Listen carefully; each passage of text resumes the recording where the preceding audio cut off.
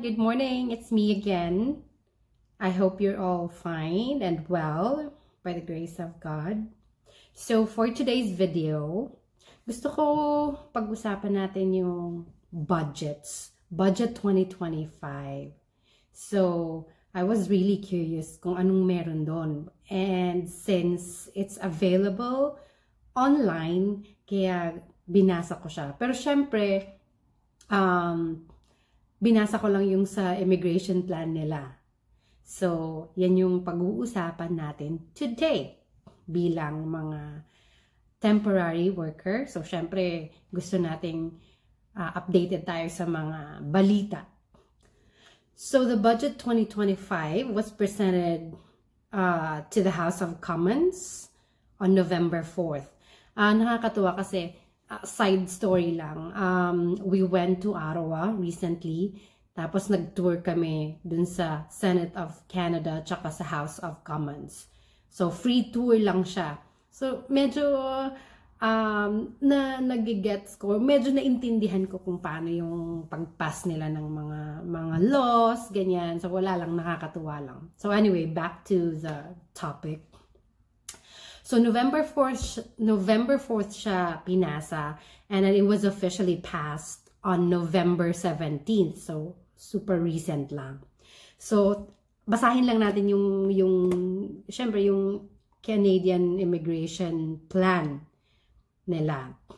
So the immigration levels plan. So it's a major shift that will impact us, newcomers, us mga temporary workers, businesses, communities across the country. So we know that Canada has always been a welcoming nation, diba? So whether it's for refugees, international students, skilled workers, so yan. And yun nga, recently or recent years, the arrivals has really skyrocketed. So yun, temporary residents grew from 3.3% of the population in 2018 to 7.5% in 2024.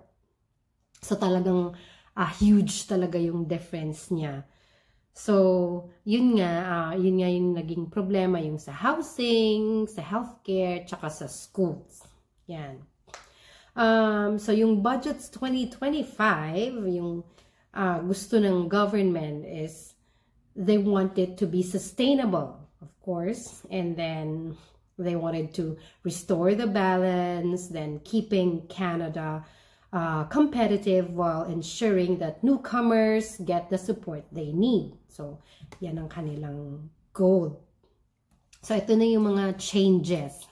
Okay, so for permanent residents, targets will stabilize at 380,000 per year from 2026 to 2028. So down from 395,000 in 2025. So bumaba, not really significant na pagbaba. Tsaka more focus on economic migrants from 59% to 64%. So, while sa temporary residents naman, medyo talagang binabaan nila ng, it's almost half of the decrease. So, from 673,650 in 2025, this year, to 385,000 in 2026, 370,000 in 2027, and 2028. So, less than 5% siya ng population by 2027. So ito yung medyo nabanggit ko from my previous vlog na ito yung medyo interesting na naging interesado ako was two big moves in the plan. So first, many refugees will get permanent residency over the next 2 years. So, hindi pa yan. So, isa is the work permit holders. So, up to 33,000 workers will transition to permanent residency in 2026 and 2027. So, yan yung nabanggit ko yung sa mga work permit holders na they're gonna transition to permanent residency up to 33,000. Yun. So, these changes will keep permanent residence arrivals under 1% of the population beyond 2027. So, ayan, gusto lang nila, they want to restore clarity and control, but as well as maintaining compassion and also boost competitiveness in the economy. So, yan ang ating nabasa. So, there is no further details yet. Yung mga specific kung ano yung mga eligibility, yon. But they have here, tignan natin. So here are the figures of the immigration level plans. Okay. So sa temporary resident admissions muna to from 2026 to 2028. So by 2026, yung overall projected is 385,000. So 2026 muna tayo kasi 2027, 2028 medyo matagal pa siya.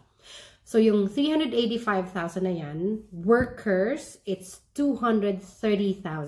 Yan yung kanilang admissions for workers. While students, it's gonna be 155,000. Yan. And then for permanent resident admissions, 2026, ang overall projected admissions nila is 380,000. Okay, so ito yung mga distribution. Economic immigration, it's 239,800. For family reunification, it's 84,000. And then so refugees, protected persons, humanitarian, and compassionate is 56,200. And then the French speaking, that will be the 9% of the overall. So that's going to be 30,267. So yun yung mga distribution ng temporary resident tsaka permanent resident. Yan ang budget. Maganda na rin for us temporaries that we have to be updated kung ano yung mga balita para if ever, ito nga yung sa 33,000 na work permit holders.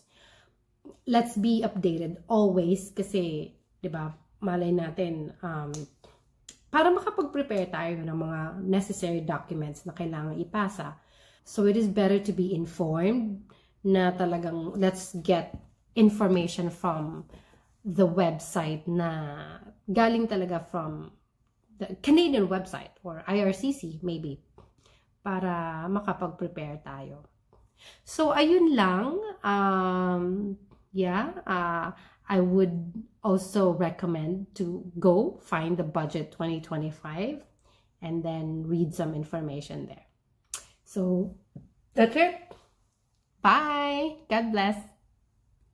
If you like our videos, please be sure to click the subscribe button below. Thank you.